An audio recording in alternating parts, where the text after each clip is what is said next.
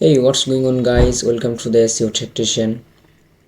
Guys, today I'm gonna be sharing you what do you need from your client to done SEO task.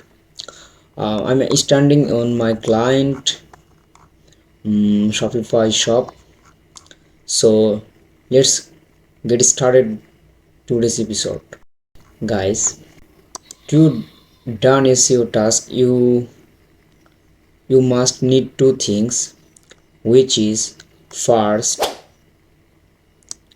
the first thing is you need Shopify admin or manager access from your client. Ask your client to give you the access. um, in my client shop I got manager access so that I'm doing SEO for him. And second thing is you must need your client targeted keyword, which keywords you want to rank on search engines like this.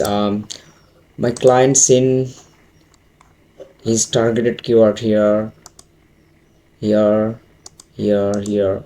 I research keyword for him. So I hope you enjoying the video very much. Thanks for watching the video, guys. Please subscribe my channel to see another latest SEO related video. Thanks.